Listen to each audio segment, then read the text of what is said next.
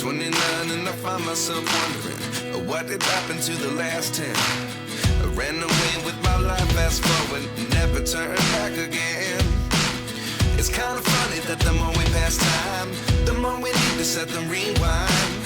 And 19 was the year I had to leave you, but now I'm seeing all the signs.